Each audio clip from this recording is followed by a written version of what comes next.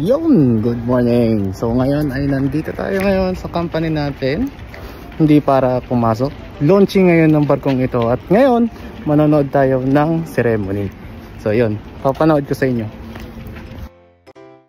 Ship number 1358 chemical tanker Thesis Leona. Yan ang pangalan ng ating barkong matutunghayan today. After 3 months of assembling, ngayon matutunghayan natin kung paano siya palutangin sa dagat. Kumbaga sa mga bahay, beer type pa lang siya. Hindi pa fully furnished kumbaga. December pa lang ng nakaraang taon, inuumpisahan na ang mga block nito. And then, katapusan ng February ng taon na ito, naumpisahan ang pagbuo nito. Less than a year pa lang kami dito sa Fukuoka, pero ito na ang aming pangatlong barko. So, ladies and gentlemen, without further ado, please enjoy the show. ただいま第2号証の合図が鳴りました。現在滑り止めの安全装具を外し最終確認を行っております。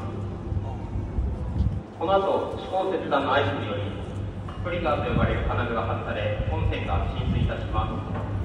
Now we are removing safety devices to prevent slipping this vessel to make it a final condition. After that, the final trigger will be removed by the rope cutting. Then this vessel will launch into the sea.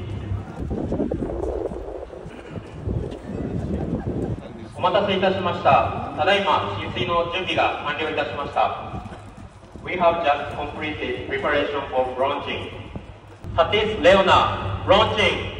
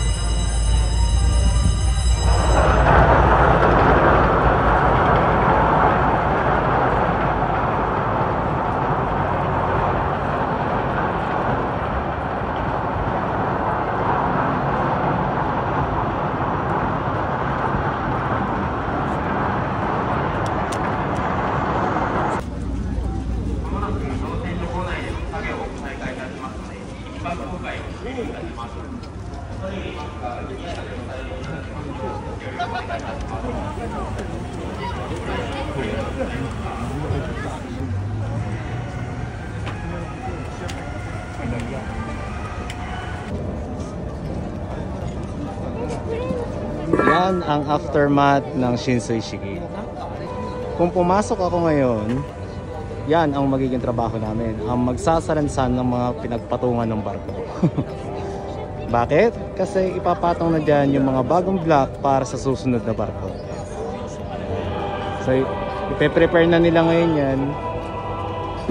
Dahil bukas or mamaya lang din bubuin na uli yung susunod na barko.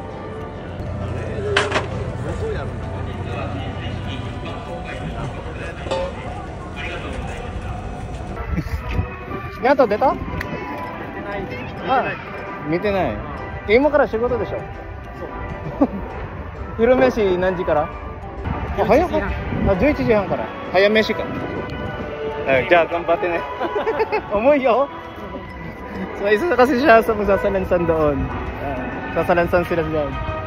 Wala eh, pakabayani.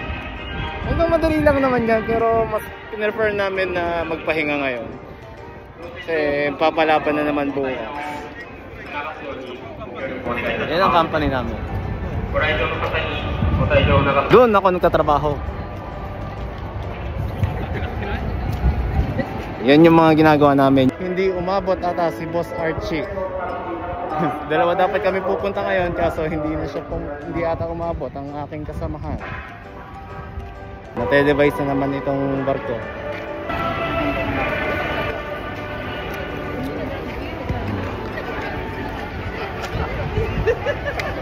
So ayan na siya after now. Shinsei Shiki after ng launching. Yan na siya sa side ng shipyard kasi yan na siya tatapusin for finishing. Siguro aabutin pa siya ng 1 to 2 months bago pa siya makaalis talaga. Para sa mga ama, tatay, papa, daddy, ano man ang tawag natin sa kanila, para sa mga taong lumalaban ng patas para lang may taguyod ang pamilya, handang isakripisyo ang sariling kaligayahan para lang sa inabukasan ng mga anak, ginagawa ang lahat para lang may mailapag na pagkain sa pagkainan. Happy Father's Day po sa inyong lahat. Saludo po ako sa inyo. Naway bigyan pa tayo ng malakas sa pangangatawan at pagkaingatan ng may kapal.